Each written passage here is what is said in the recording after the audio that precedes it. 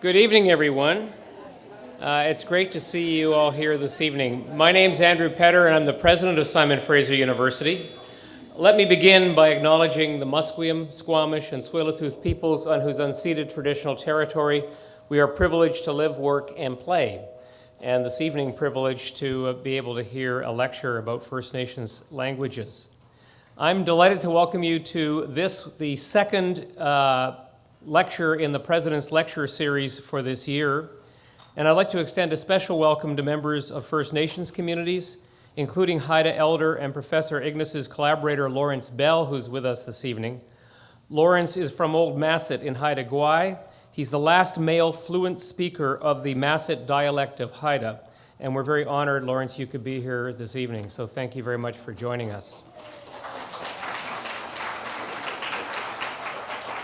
And thank you for joining us at SFU's vibrant downtown campus for what promises to be a stimulating evening and a stimulating opportunity to hear from a speaker who's going to, I know, both inform us and hopefully stimulate some excellent questions and comments from the audience. This year, SFU, as I hope you know, is celebrating our 50th anniversary. We're also celebrating our commitment to be Canada's most community-engaged research university. And this President's Faculty Lecture Series, part of SFU Public Square, is very much a commitment that reflects our vision to be an engaged university. We want to provide you, as members of the community, with opportunities to hear from and engage with our leading research faculty. And by doing so, we hope that we can help to foster enlightenment and promote dialogue on important issues of the day.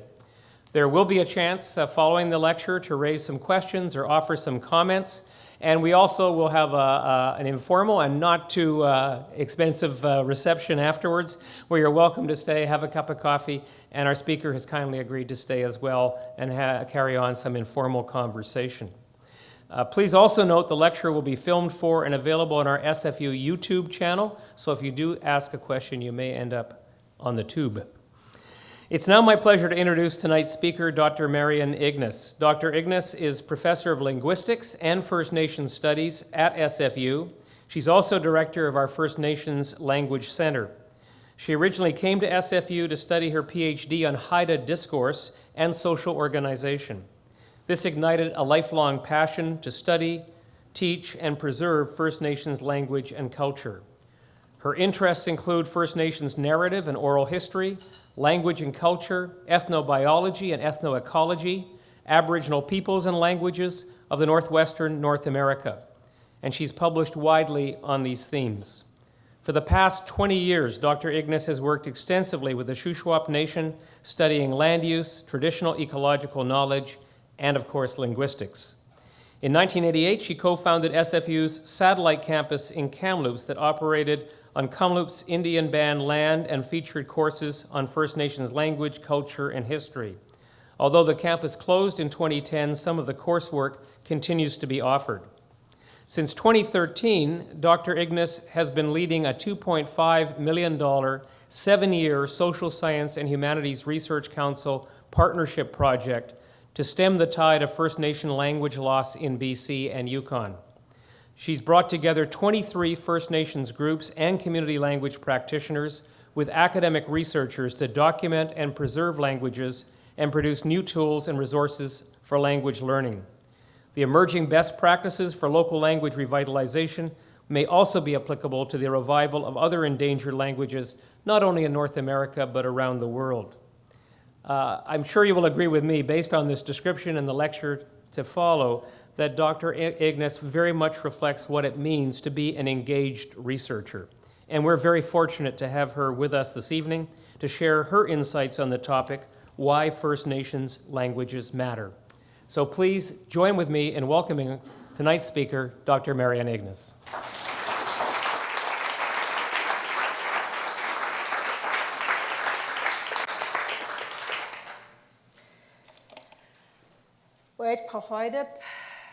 Good evening. I would like to join Andrew in acknowledging the local Coast Salish First Nations on whose lands we are. My talk tonight, as you can see, is why First Nations languages matter. And as you've heard, it's something that I have, as an academic, taught and practiced and lived for the past, actually 35 years or so now, since I was just a young kid, went to Haida as a graduate student. And it's also a topic that, as a community member in a First Nations community in the interior, in the Secwepemc Nation, I have experienced, and as a parent. So it's not just a field of academic study for me. And as a community member and parent, I have experienced all the bumps and bruises that go with this really difficult field of keeping Indigenous languages alive. Before I move on to tell you a little bit more about myself and then the topic, I would like to acknowledge the many elders in First Nations communities throughout BC and Yukon that I've had the privilege in the last 30 years or so to work with. And there are many more. These are only a few of them in this collage. From the Haida Nation, from the Nukhalk Nation, Secwepemc people, and Tsimshian people. And this picture is a bit, or this collage is a bit symbolic for me. Every single one of them has left us, is no longer with us. But they have left an amazing legacy of the knowledge of their diverse languages that they have shared with us. So I just want to tell you a little bit more about myself. I was born and raised in northwest Germany in a European, what is now called minority language community at the edge of Saterland, Friesland, and Emsland. And my parents and grandparents, and as we've traced our family back through several hundred years, never moved. They always stayed, and probably stayed there in the previous several thousand years, never taking part in any of those big population movements. And as I've, in the last couple of decades, brought my husband, Ron, who is Secwepemc, and my family over there, I've kind of come to experience and interpret the life of my own ancestors through Indigenous eyes, if you want. But that's kind of a different topic, perhaps down the line. So I began life and work in the Haida community of Old Masset 35 years ago, where I was adopted into the Au Yahkulanas clan as Gulqilkat. And then I moved kind of through a fluke into the interior in the mid-1980s and began research and married and raised a family in the Secwepemc community. And in the late 1990s, after I had raised a young family, Secwepemc elders called me back, Haida elders called me back to come help document and teach the language to younger generations.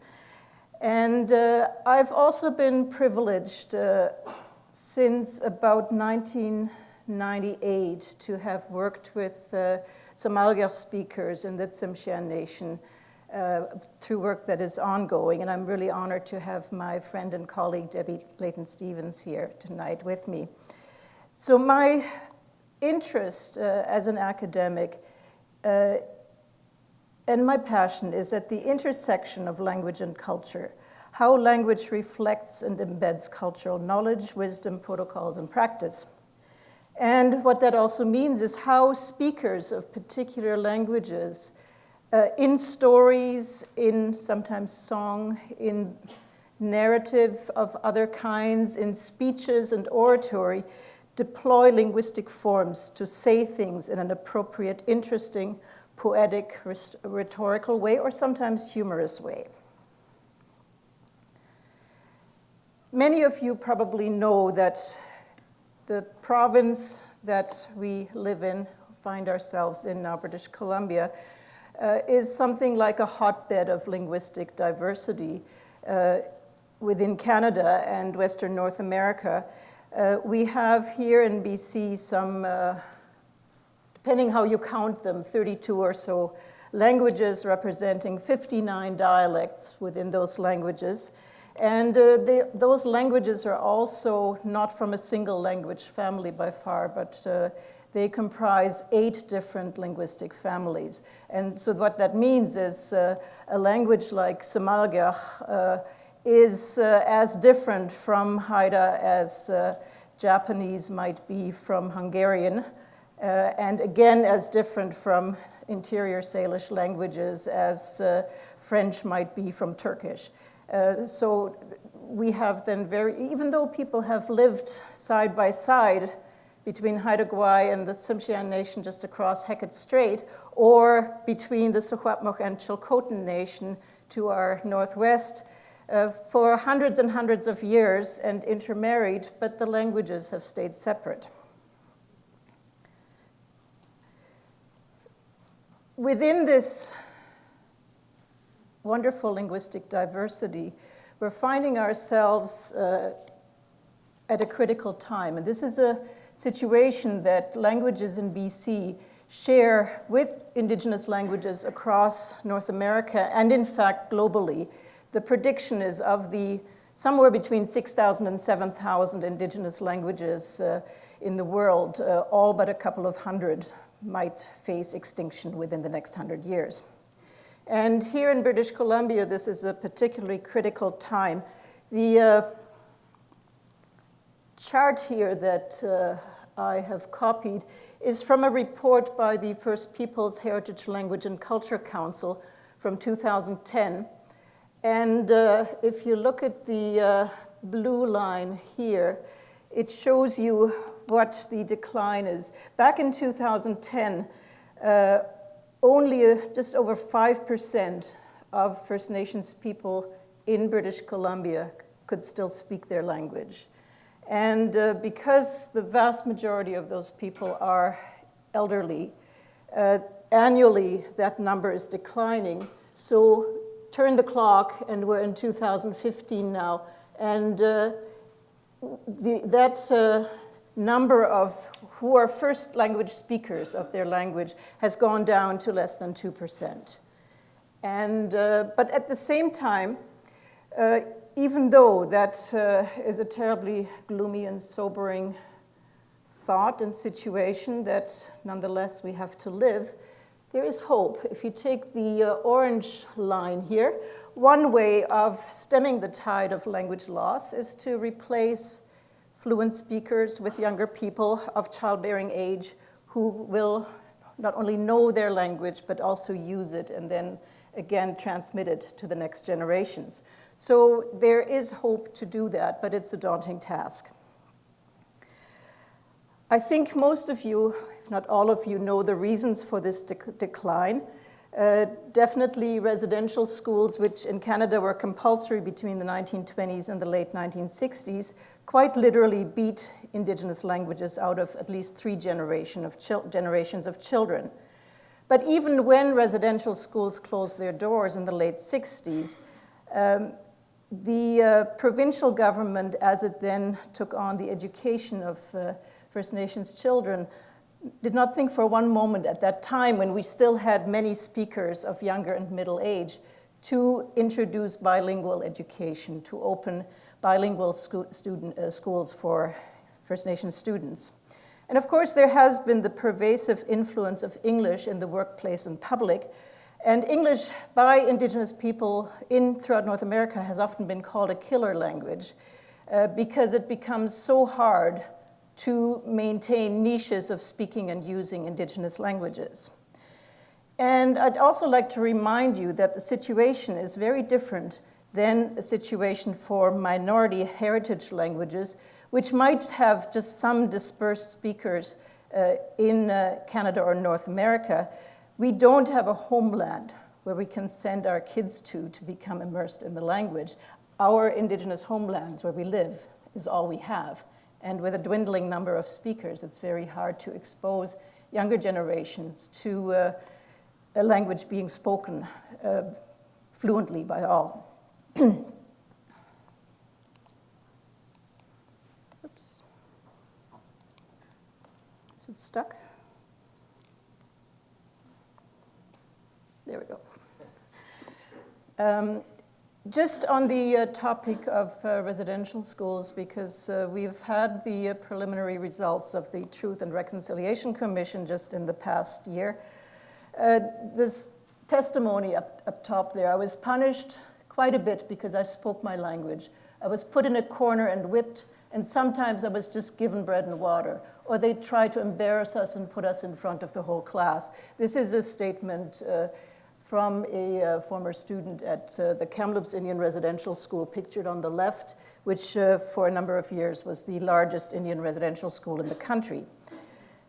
And we've had, since then, the Aboriginal Healing Foundation, which unfortunately never took on a mandate of dealing with language loss, the Government Apology and the Truth and Reconciliation Commission, which referred to what happened as cultural genocide, but it definitely included, in a very important fashion, linguicide. When it comes to what is lost, when a language becomes extinct, we have to remind ourselves that a language includes and expresses cultural knowledge and wisdom, ways of organizing thought, connection with land and environment that has been accumulated over thousands of years. Knowing one's language connects to identity, one's history, ancestors, one's stories. And there's been some research also that loss of language is related to health issues in the wider sense of physical, spiritual, emotional, and mental health.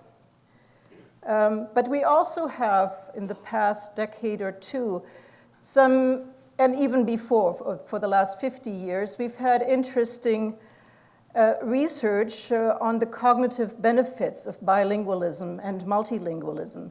Although we must keep in mind that the parents of children who either still went to residential schools or then were part of the public school system were well into recent decades, if not years, told, learn English, have your kids learn English, forget about your language, it's going to keep them back. And that kind of language ideology, while in the research community it became outdated several decades ago, it has lingered on among educators, parents, and so forth. And another thing that kind of gives us pause to think, we know from research, and I'll show you a couple more slides here, about the fact that knowing more than one language is actually a cognitive benefit in more than one way. But when it comes to special needs education in Canada, in fact in North America, the assumption has been that special needs education is automatically English only, instead of actually taking advantage of the ways that exposure and learning of one's own Indigenous language can build and restore cognitive skills. It's a hard task, but nonetheless, it's worth exploring.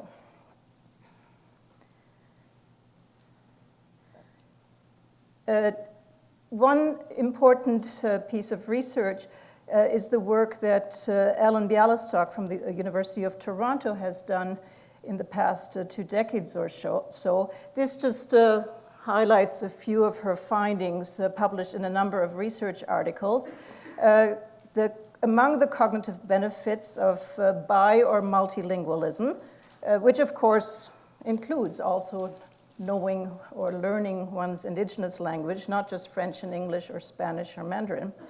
It increases metalinguistic awareness. So in other words, individuals who learn more than one language have better creative problem solving. Bilinguals outperform monolinguals in reading ability. Bilinguals develop advantages in executive functions of the brain, such as problem solving, mental flexibility, attention control, inhibitory control, task switching. In other words, can stay better focused on tasks. And children who participate in immersion programs to varying degrees showed the same tendencies towards developing executive brain functions and metalinguistic abilities that had been reported for children who were raised bilingually in the home. And finally, bilingualism can slow the onset of dementia in Alzheimer's patients for as long as 5 years. So I think this could be something that is also important for the growing number of middle-aged and elderly First Nations adults that we have, that it's good to learn your First Nations language.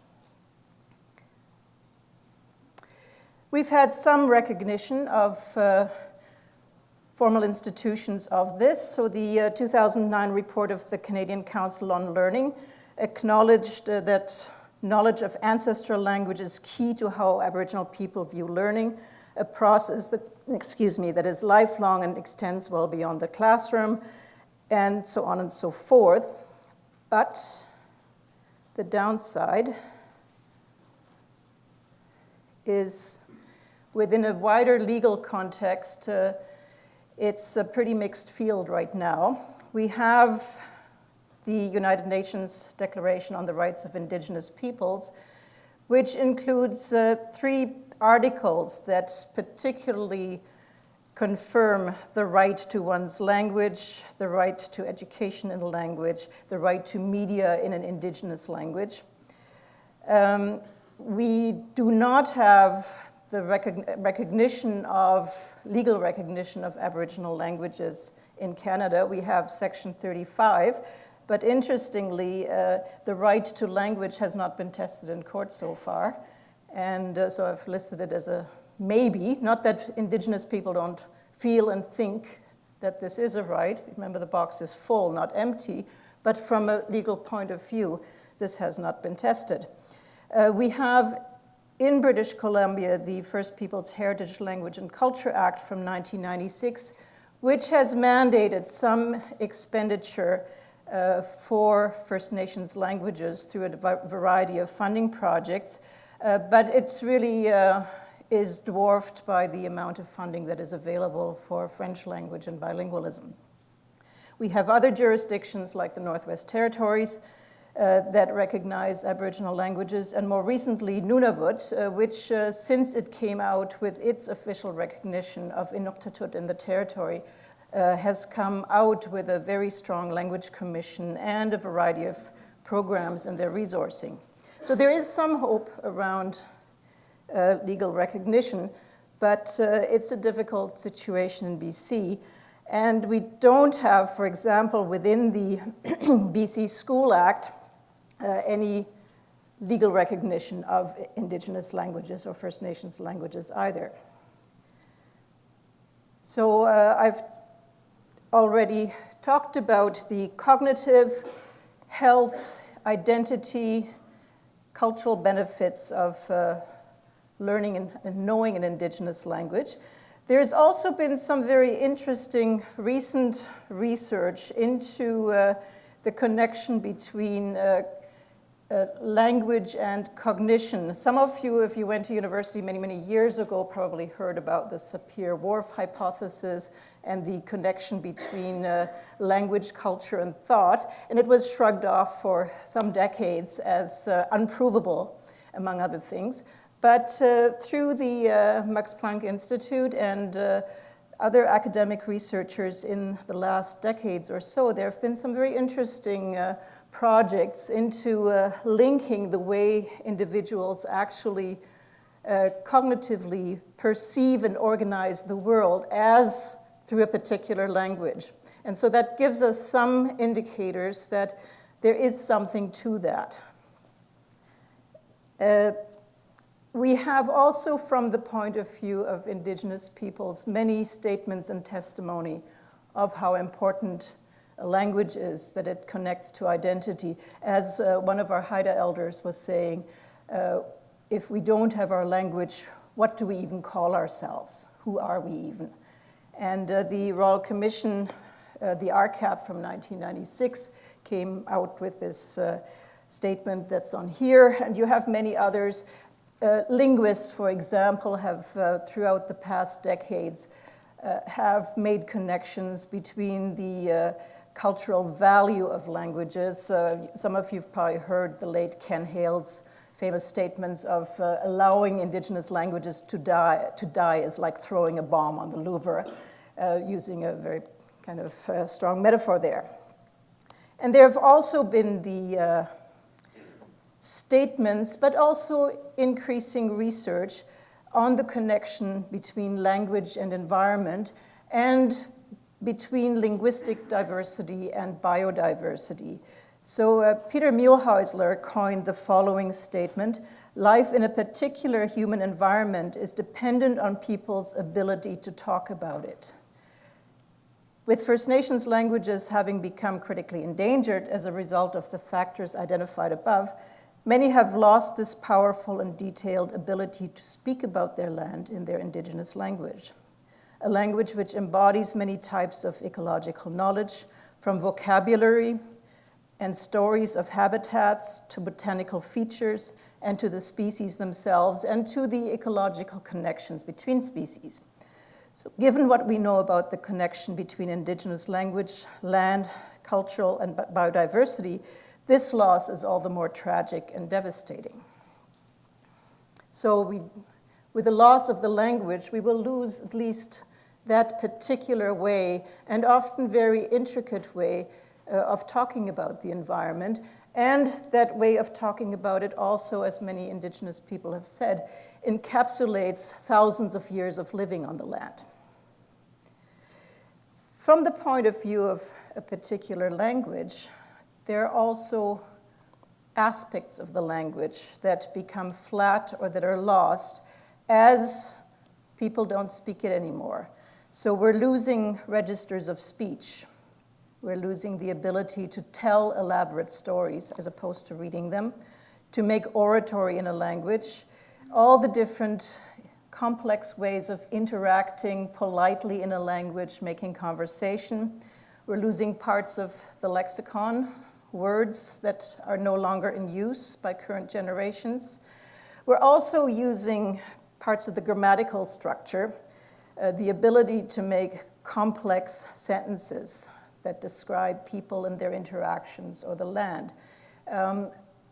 One of our linguist colleagues from the University of Hawaii, Bill O'Grady, gave a very interesting paper at a language documentation conference a couple of years ago, noting that it's not enough to just understand languages, but if all learners are just learning languages at a basic level, then future generations will no longer be able to make complex grammatical sentences that include the ifs and whens, the ought to, the maybe, the could have been and should have been, and the ways that we know from what evidence of what's happened, and so on and so forth.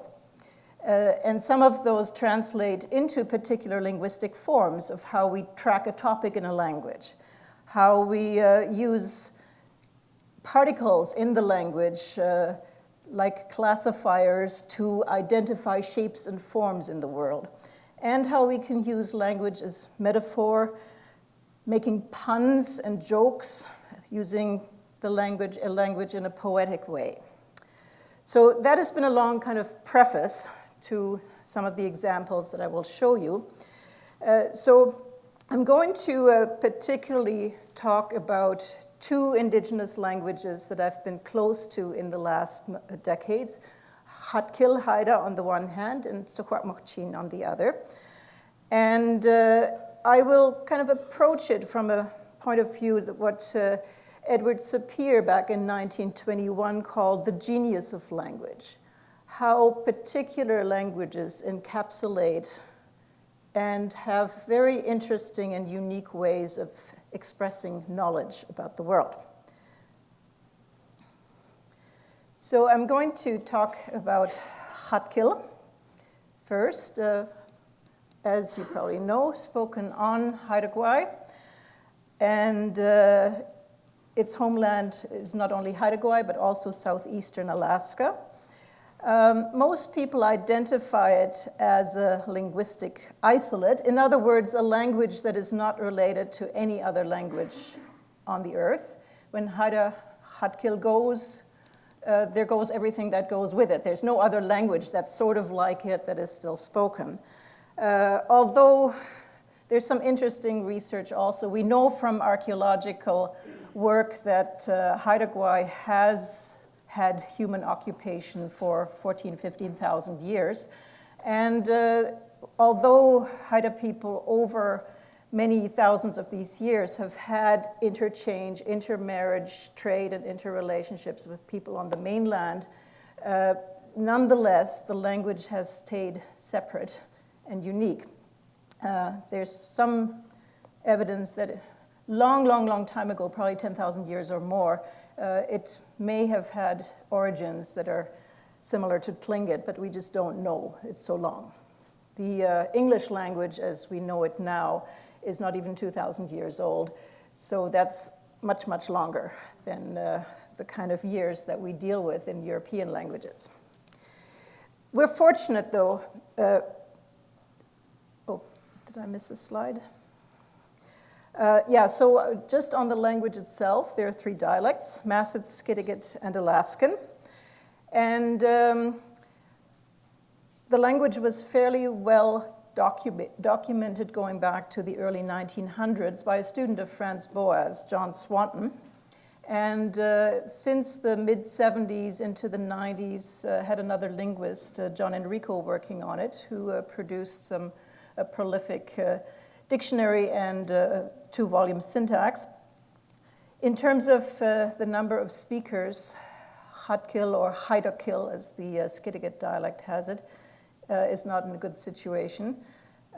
We have what are probably 4 to 5 fluent first language speakers left of the Masset dialect, and somewhere an equal number in Skidegate, 1 or 2 in Alaska.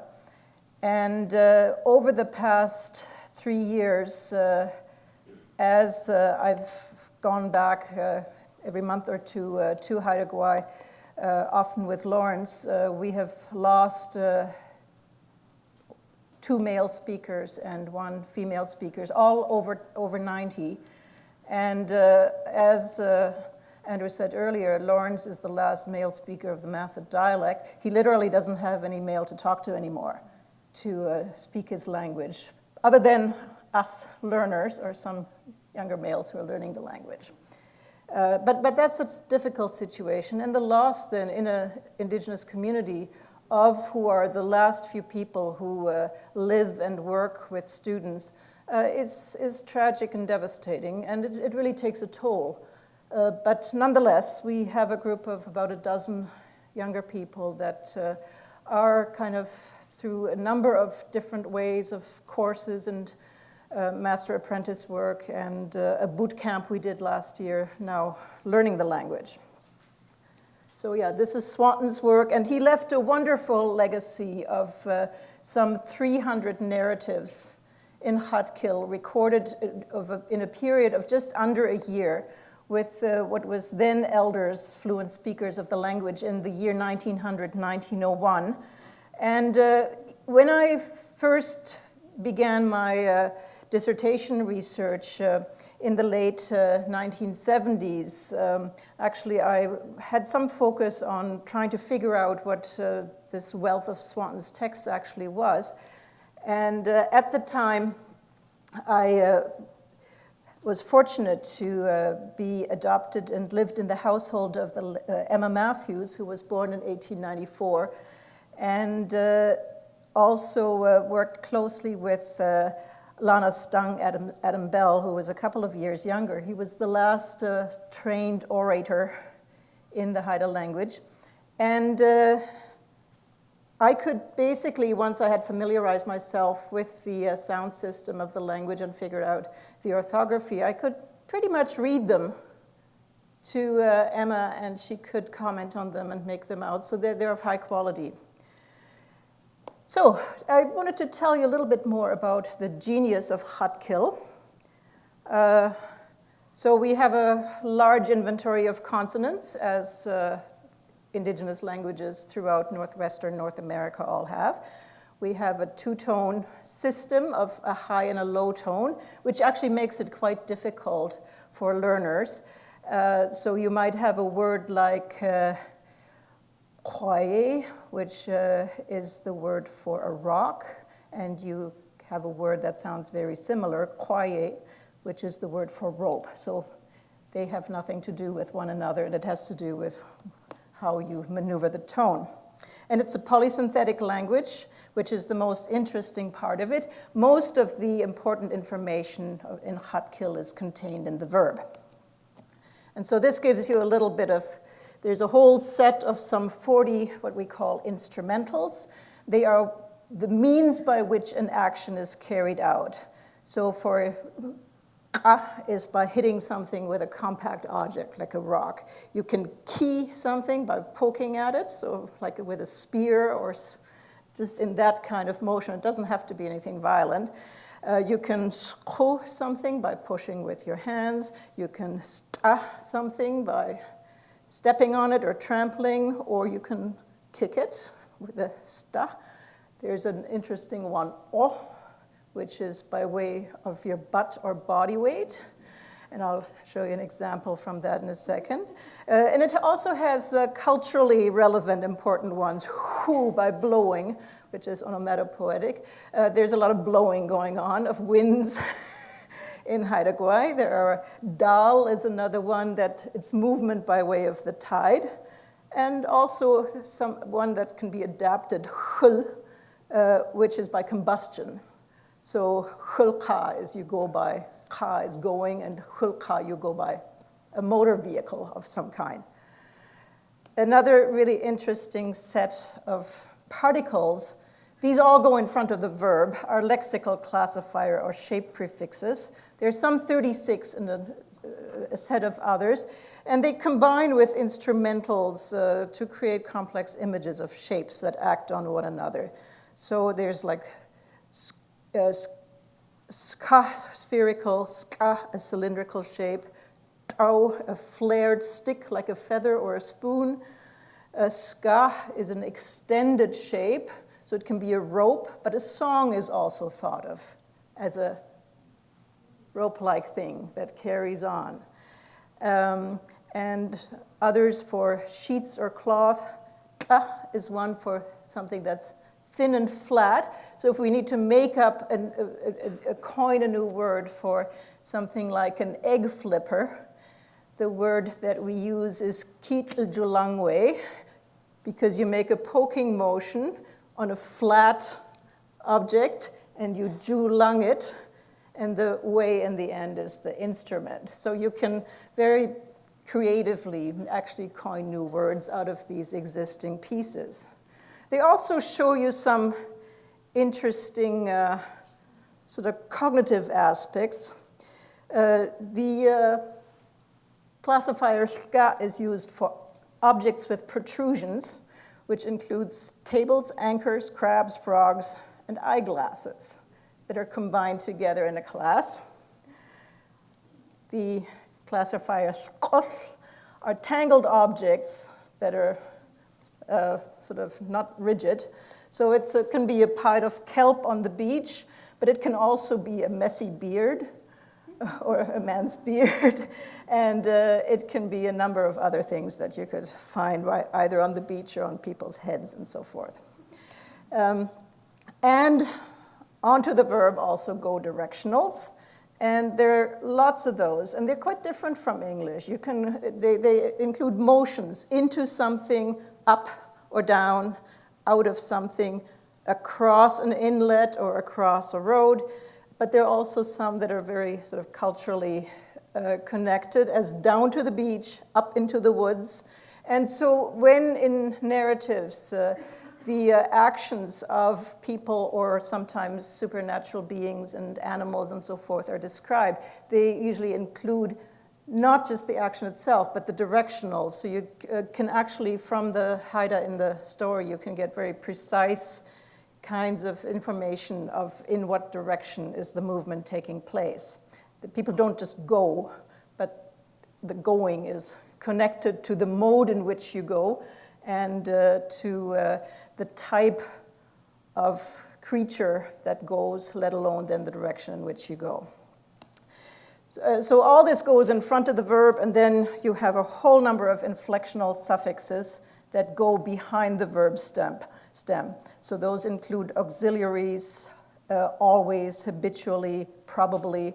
So here's an example of that. They probably won't be dancing all the time is all one long verb in Hatkil. And so this is how storytellers then deploy these in complex verbal images.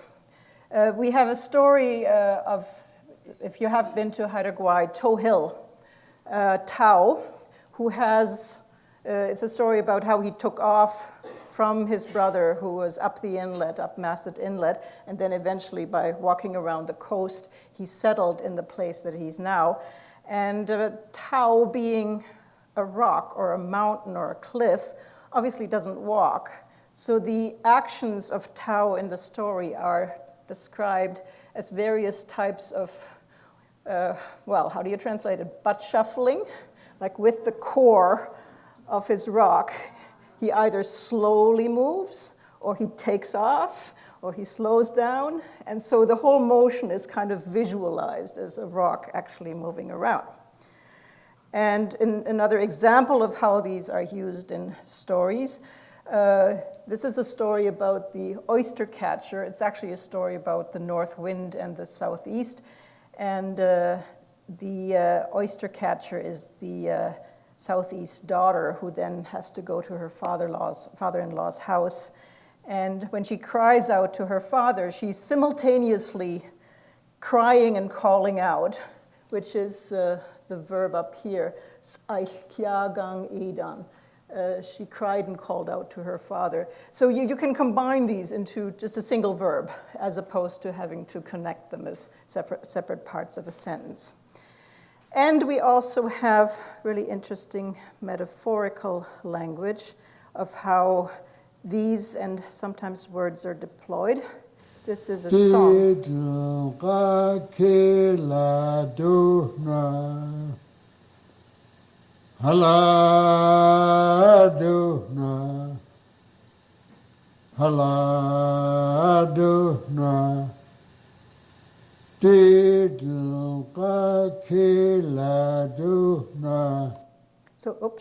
So this is a song from a story where the man, upon finding his dead brother, makes references. They're sort of just these allegoric pieces that are thrown in as property for those who are in the house. They used to say, in the corner he is sitting propped up, which refers to the old way of burials, or a wake.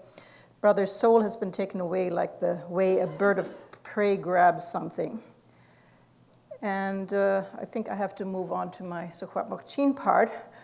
One interesting thing, though, with Lanastang Lawrence's father is when we were analyzing and translating his stories, he used English, and you see all the highlighted parts here where he knew the Haida words for these, like hunting, that's a very common word, and the southeast wind is at everybody's tip of the tongue.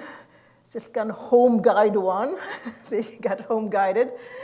And so he wove them into his story. He was a first language speaker of Hatkil, but they were high words to him, the English words. And so he thought of them as very fancy words that he could kind of deploy in his story to impress the young anthropologist, I guess. So I have a few minutes to just tell you about another project that I've been working on. This is Secwepemctsín, my home language. It's an interior Salish language spoken in the south central interior. We're fortunate to have more speakers than Hatkil. Between 17 communities, there are about 100 speakers left. They're all in their, I would say, 70s and over. And some of the 17 communities actually don't have speakers either, so it's a bit of an uneven picture depending on what kind of particular social history communities have had. And I've had the fortune to work together with a group of elders from my community, Skichisen, which is west of Kamloops. And that's our group. A couple of years ago, two of them have actually left us since, and two others are not doing well health-wise.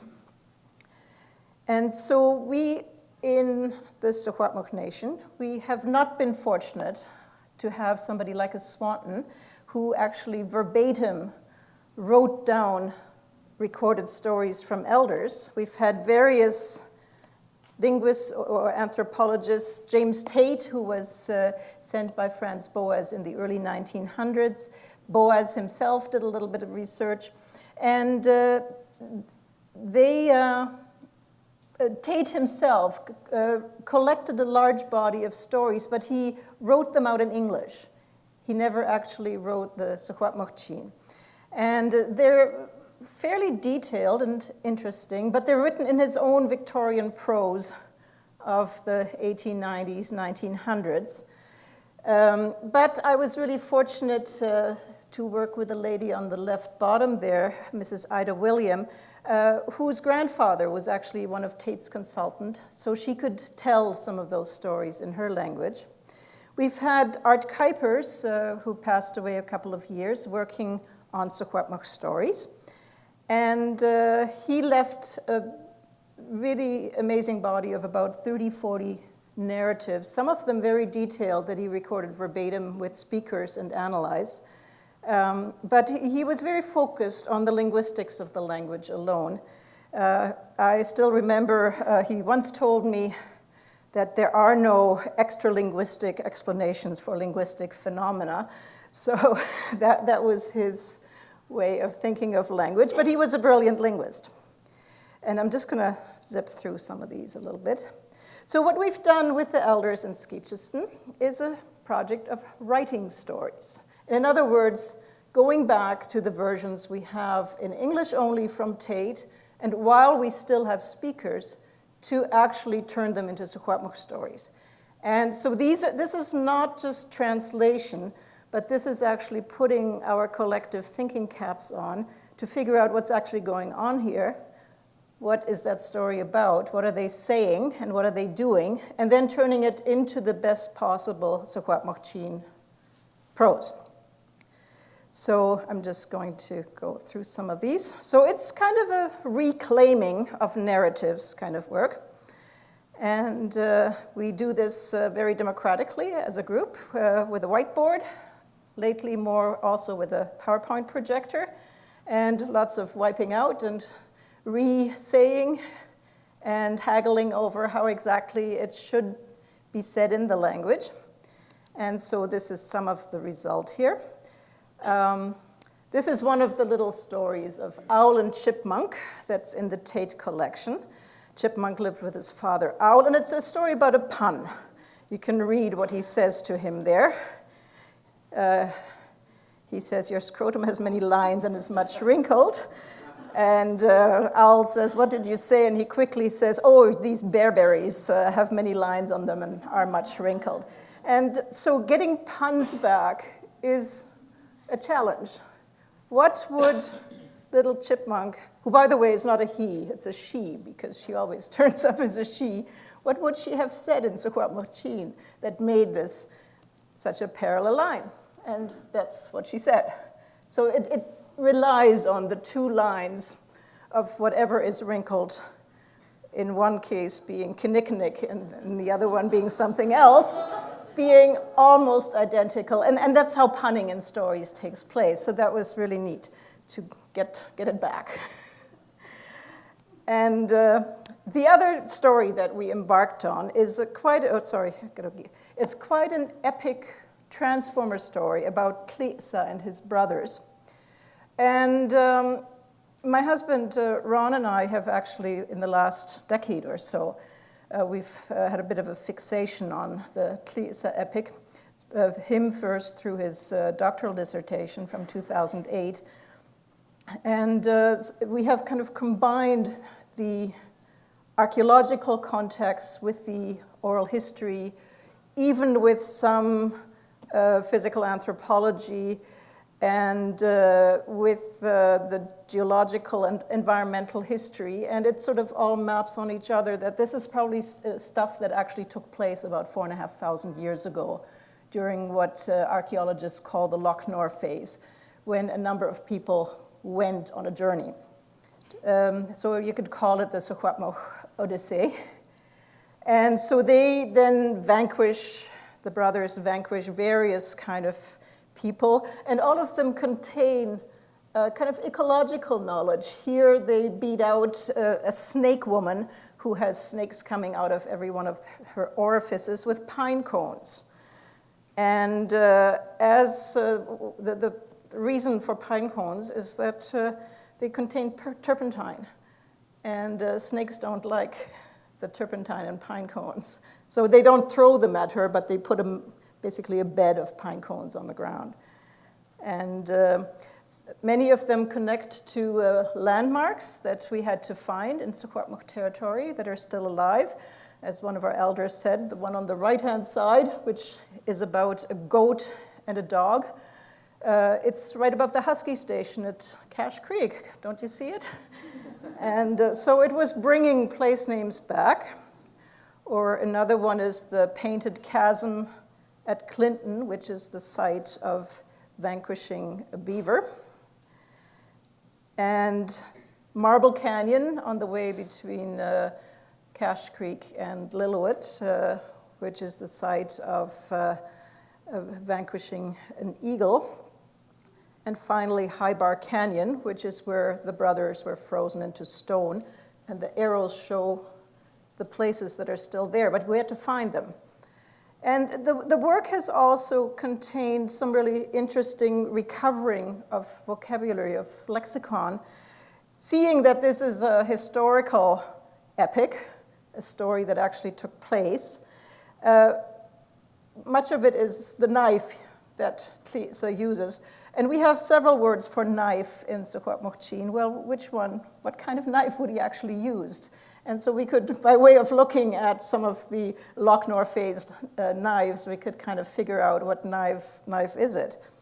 One episode is about tobacco, and the vanquishing a tobacco tree, as Elder Lily Harry from Dog Creek had told Nancy Turner and myself back in 1991. Our real tobacco is actually not Nicotiana. Our tobacco is sumac. And that made a lot of sense around the tobacco tree being explained as blood red in the story. So it connected us to a lot of vocabulary that was in a way becoming lost and nailing down the content of what parts of the story are. I'm just going to skip over this one here. So we then, with this particular one, the Tli'sa epic arrived at a 27-page text in Secwepemc. And it's also interesting from a point of view of linguistic analysis or narrative analysis. Number one, we uncovered and discovered many new words, but we also figured out some so far not well explained linguistic phenomena in the language. Secwepemc has a way of, if you want to call it, you could call it a switch reference system. Another way of talking about it perhaps is how people organize information in paragraphs as to from whose point of view and perspective does something take place. And in Secwepemc, as in some other Salish languages, the passive voice is used a whole lot in those. And so we've kind of figured out then how, if you track the use of active voice and then it switches to passive voice and carries on over several sentences. So it's not that Tli'sa beat the beaver, but the beaver got beaten by Tli'sa. That's how you have to say it, because that portion of the story is told from the beaver's point of view. And then it switches to where the next portion of the story is told from Tli'sa's point of view. And then perhaps it switches to the brother who becomes the focus. And so it gave us lots of sort of narrative or text to experiment with that and have the elders then guide that as to when do you use the passive, when don't you use it. And another one is sort of nailing down more the use of what we call evidentials in Secwepemc. We have 3 evidentials. If a word or a verb is 0 marked, it means that information is from experience. So if I say chuntes chitusin ope, if I'm a girl, my sister fixed her house, and I add nothing onto this first word here, the chrintes, it's a 0, then that means I was there. I know from experience she fixed her house. If I add the suffix unke, so as in chrintesenke, chitus in oqe, I know from evidence. I see that the roof is new, maybe the windows are painted and so forth, so it has a different status of evidence than the other one. And I can yet use a third one. I can use the ending uka, which is hearsay information. So if I say chrintes uka et chitus in oqe, I know that she fixed her house because somebody told me. So it has a different status of evidence. And so then we were actually able to track in a running constructed narrative, how do you use them? Not just from the point of view of deciphering them, but so the verdict on that was Unke, according to evidence, and the 0 marked one, experienced knowledge, are always marked, but Uka is not always marked. It's only marked in connection with the passive and type of constructions when it introduces a new paragraph. So we have some kind of interesting stuff that we can add to what we know linguistically about the language. And I just want to finish off with another just little really neat piece of information. There is a story also. We don't have a man in the moon, but we have a lady or girl in the moon. And if you look at the moon, maybe you'll look at him, because he is a he in the Secwepemc story. This is her head, and she sits kind of crouched down, and she has a birch bark basket on her back, and she has, as it is described, a birch bark shovel in front of her. And we were going, what is a birch bark shovel? Nobody had seen a birch bark shovel. But one of the elders then remembered that because she melts snow with it, she scoops it up. This is, our old-timers used to have these scoopers, and it was a sheet of birch bark, and what they would do is they would kind of gather it up on one end, and then they would scorch it on that end. And so then they had sort of almost like a fan, kind of a scooper, and that's what they used. And we used to call that klofkaten. So that explained also what that shape is, in a way. And it then kind of harkened back. I've just recently been editing a volume of Secwepemc ethnobotany with my colleague Nancy Turner. And my other colleague, George Nicholas, from the archaeology department at SFU, wrote a very interesting article about birch bark in ancient archaeological sites and hearths. But the one puzzle he couldn't unlock was, why are so many of them scorched? They're birch bark shovels. Okay, so thank you.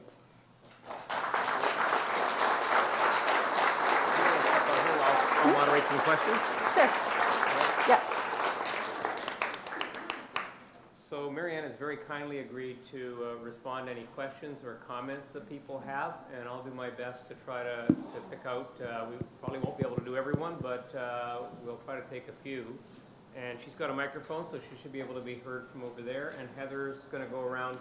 It's important that you get a microphone before you ask your questions so that when it's webcast, people can hear the question as well as the response. Who wants to pose a question or offer a comment in response to a fascinating lecture about an important but daunting endeavor to try to understand and protect indigenous languages? Right over here in front, Heather. If you could just say who you are and ask the question, that would be great. Sure, Evelyn Pinkerton. Wonderful talk, Marianne. And I wondered, could you say something more about what it takes to bring back a language? Because, of course, linguists used to tell us years ago that once you only have so many speakers, a language is doomed. And of course, we have examples like Israel, where people started speaking Hebrew, who didn't speak Hebrew before. So there seem to be some conditions under which the linguists aren't correct. And I just wondered if you've had instances in your studies to reflect on some of the other elements that it takes to, I mean, how do you create political will? Are there a certain number of conditions that have to be in place that really help a language being brought back? I mean, more speakers of a language. You mentioned that young people are learning.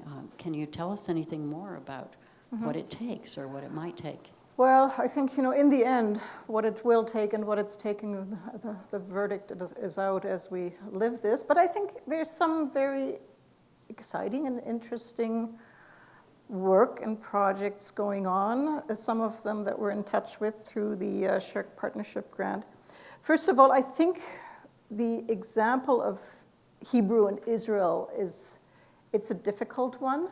I mean, it took a nation state and with all its institutions to do that. Hebrew really never died before because it kept alive through religion and so forth. But it tells us also, if you have political autonomy and the will, you can do it, right? Maybe you have to be surrounded by enemies as well. And whatever it takes, right? I, at some point, had this sort of dream that, okay, if 10 years, 20 years down the road, all 250 people in my community can talk Secwepemctsín again, then, that'll be good. Turn the clock 20 years later. It hasn't happened, not in that way. So that's one way to look at it. But I think I see there's an amazing amount of talent among younger, in some cases, not so young people in our communities who won't take no for an answer. And we have some really neat initiatives. There's some vibrant mentor or master apprentice learning going on. Not hundreds of people per community, but a few. And if you have 5 speakers, and in the next 5 years, 5 people train to become really good in the language, you're actually holding your own, right? It doesn't mean suddenly there's a radical shift to the language becoming used in all walks of life and conversation, but at least it has a life. Maybe somebody would say palliative care, but I don't think that's what those young people think about it. And that's not what I think about it. And we have some really neat stuff too, what I think our young colleague from Squamish, Khalilsam, is not here, but one of his collaborators is. There she is. And they have launched a language house kind of initiative to bring a group of people together to just through immersion learn the language. And in 2 years, you can get pretty good. A postdoctoral fellow that I'm supervising, Michelle Johnson, is doing the same for Nchilachjan Okanagan. I have 2 kids who are in their early 20s doing intensive master mentor apprentice learning. So, and we have throughout our communities many examples. So there is something happening.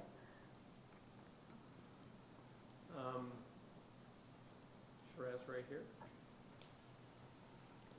Thank you very much for sharing your knowledge. My question is about non-indigenous people.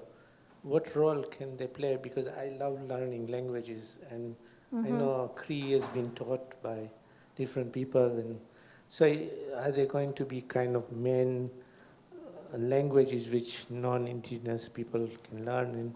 And my second question is about the songs, because I come from Africa. Even people might have a national language, but they keep on having the local languages through music, songs, and fusion. Thank you. Yeah. First of all, I think different than sort of large heritage languages, First Nations communities, I think, very much think of the cradles of their languages being their homelands and communities. And I think that's important. And those are unceded homelands by and large, right?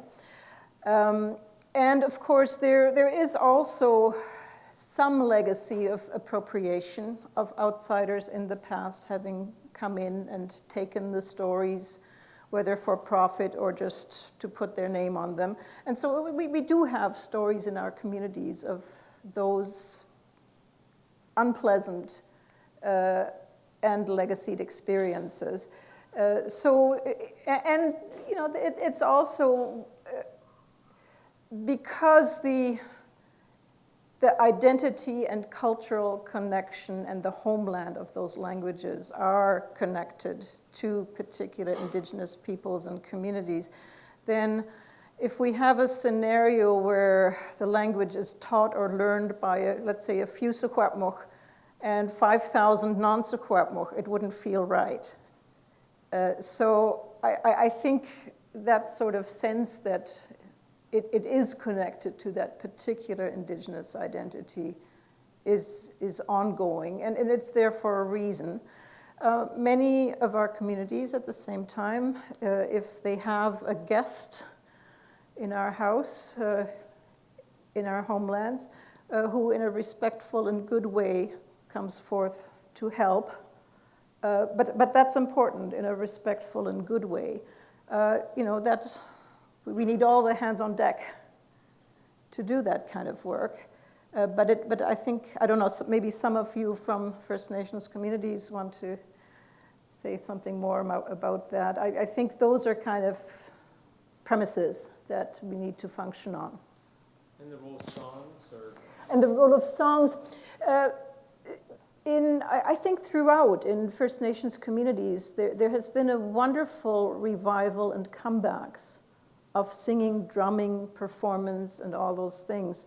And it's easier to learn singing than it is to learn your language. But they're also, like we've noticed this in Haida Gwaii, as we've kind of, through the story work that we've done between Lawrence and I, many songs are actually connected to stories. And initially, the songs are sung in such a way that the lyrics are not really there anymore. But so the language itself is also a great way then to take the singing to another language, to another level, that it really brings back the language. Another question? I'll go to the back there if we have a microphone. Avril, do you have a microphone? Yeah, right over there, wherever. Good. Hi, my name is Nadia and I'm a linguist. I did research on one of the most ancient languages, Zoroastrian, and I kind of don't believe that English language is a killer. I'm really grateful that the official language of the country is English. Anyone from any part of the world can learn it within a short period of time, but there is no ban or suppression on any of First Nation languages. For example, it could be promoted through world languages in many universities or colleges and institutes, and if that's the purpose, and I don't see that government should be blamed for that, because government is a service provider. So linguistically, there are so many opportunities to promote First Nation languages. And I want to draw your attention that in official ceremonies, always the first welcoming is in First Nations. So as a researcher, I would like to ask you that just kind of the tone of antagonism towards English is a little extreme. So I want to tell you this one. But the body of your the presentation was actually contradicting the introduction. So I agree with that cognitive benefits of knowing several languages. And the next point that you might find it useful If you can is... come quickly to the question, because we have many other people who want to ask and we don't have a lot of time. Okay, thank you. You want to respond, Marianne? Yeah, I think that legacy of what happened to our languages is not that easily going away. And I think the words that the Truth and Reconciliation Commission put to it recently, at least finally kind of got the words right, sort of. And I have seen this in my family, I've seen this in my community, and in the many other communities I work in. People have suffered having their language taken away from them.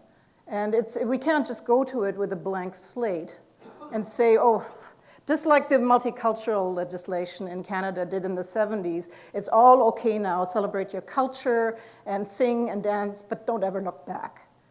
And I think there needs to be reconciliation with that.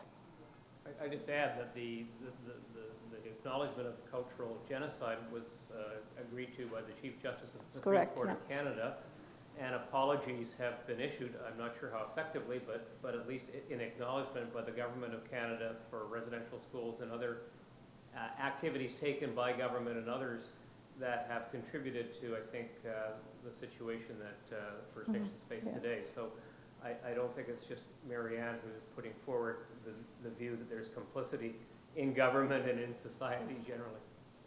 We'll take another question at the back there while we have right over here. Yeah, the gentleman with a black shirt. Are Abel? Okay. We'll let Abel decide. Hi. I'm a yuksa as Nixnisip. Xamgeto Oxnack, Wilp Samogatlek, so Whitgui, Xamniska Neat. Getwin Xil will Whitgui, Vancouver will dug it. I'll switch to English now. My given name is Edna Nice. I come from the Nisga'a Nation, from the Nisga'a village of Getwinksik. We are the people of the lizards. In my introduction, I introduced myself as being, it's not gender appropriate, but saying the word Xim is just for the Nisga'a women only. That's a little bit of a lesson within using the Nisga'a language. I'd like to thank you, Dr. Ignace, for your presentation this evening. I've enjoyed it. By trade, one of the hats that I wear, I'm an early childhood educator, and I'm currently studying, I'm doing a master's in education at UBC, specializing in early childhood education. And part of my dissertation is going toward why we don't have fluent speakers today of children. It's 2015, and part of my research is looking at the nation, looking at the demographics and the statistics with regard to why our children are not speaking the language. And the other part of my research was, who were the last Nisga'a fluent children speakers? And I wandered around thinking that this could have been my mother's generation, but it wasn't. It was my older siblings who attended Indian residential school, so it was that generation, so 2 generations ago. I was really trying to figure this out because it was really bothering me. Living in Vancouver, you look around, even in this room, I'm pretty sure that some of your families have fluent speakers as children, and even infant and toddlers. And living in Vancouver, I'm so envious when I'm out in public and I see parents and aunts and uncles conversing with their children fluently in their language, and I often wonder to myself, why are we doing that as Indigenous people? That's a part of my research, and I feel really strongly about this because at the beginning of your presentation noted that we are losing our elders at a rapid pace. And so the flip side of that are our children. And I've taken Nisga'a language training, and as an adult learner, it's a difficult language to learn. I'm not a product of Indian residential school. However, my generation are not speaking the Nisga'a language fluently because of that legacy. It's passed on to my generation, and now I've passed that on to my children's generation, but now I have grandchildren. And that's what compels me now to learn the Nisga'a language. I'm not a fluent speaker. I do understand it, and I speak it as much as I can. And I have a toddler, she's almost 2 years old now, and she responds to me in the language now, and I speak it to her as much as I could.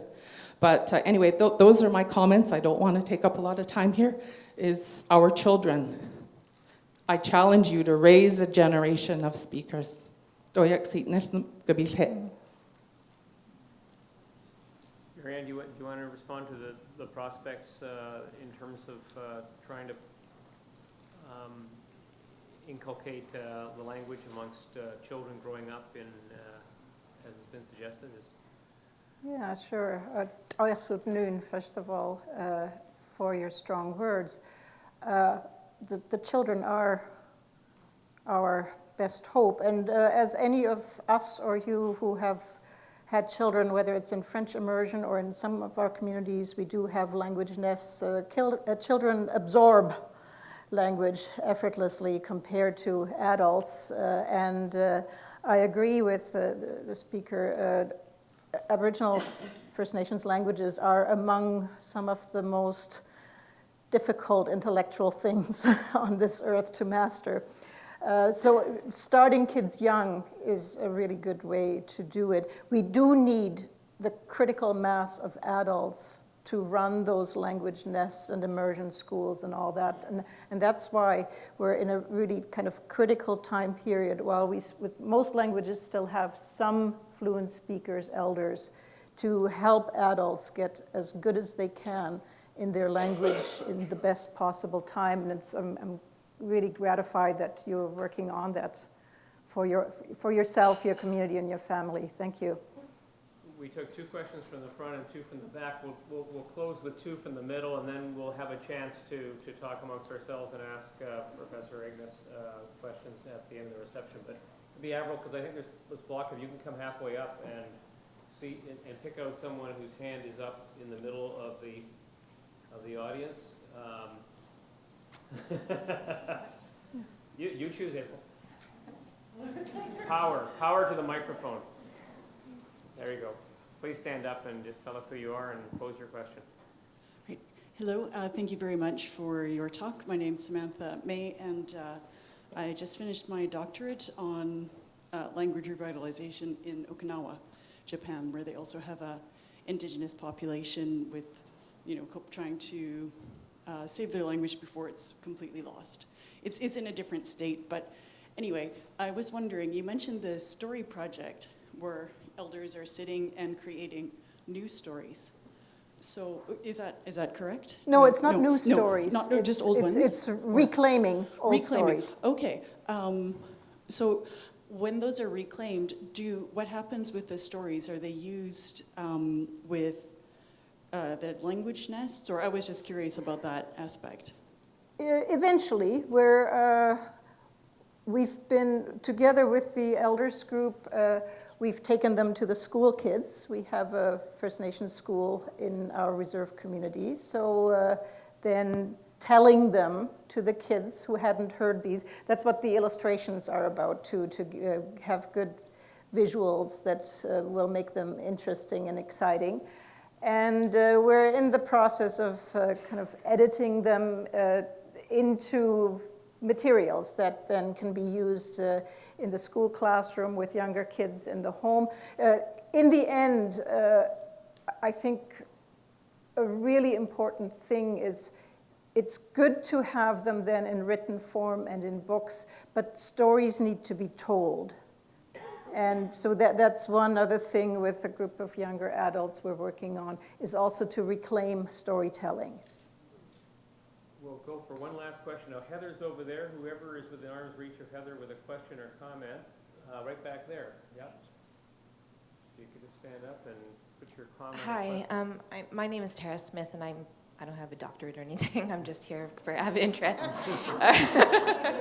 I'm just curious. I mean, because you talk about like funding and all that kind of stuff, and I'm just curious how like you promote and encourage like other like younger people to learn this language, and if it's possible to eventually maybe get funding somehow to become like to have bilingual schools and stuff. Like, how do you encourage that? Like, what's happening? Like grants or like motivation or whatever? Like, do you see like more people getting interested in learning the languages?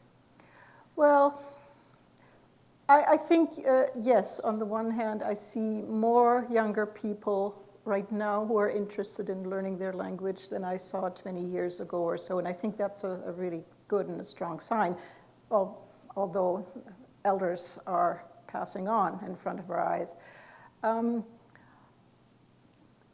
Money is obviously important, but it's not the only thing. I have to say the applying and then getting a $2.5 million SSHRC grant as a 7-year project has, through our network of different languages and communities, enabled us to kind of do stuff, and not in this year's sort of fiscal year cycle or something, but to kind of keep up some sustained work over a number of years, bring some young people in as student researchers, community workers, and so forth. So that definitely helps. I find as a mother, it's, once our kids are not so little anymore where they just absorb their language, but then they become rebellious teens who say, why do I have to speak that stuff? And eventually, into their late teens and into the labor market, it's really, really important that in our First Nations communities and in universities, institutions, we look ahead to give jobs to people who've learned their language. It's really, really important to reward them. And my daughter, who's 21 now, who, about 2-3 years ago told me she was hanging around with other kids on the reserve, and except for her sister and one other young man, nobody really kind of came forth to learn the language. But then she found employment, like during summer break and whatnot, to actually teach an immersion kind of summer camp and so forth. So she was saying to her friends, well, I'm getting employed because I know the language. And I thought about that. I think, but the bigger equation is we need to then provide jobs for those young people. First of all, enable them with whatever kind of monies and institutions we have to or can create to learn their languages. But the other thing is then we need to reward them with jobs in our communities.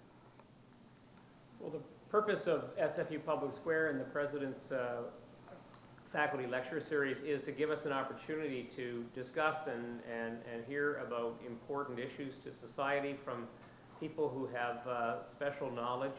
And I think we've certainly succeeded in having that kind of opportunity this evening. So please join with me in thanking Dr. Marianne Ignace for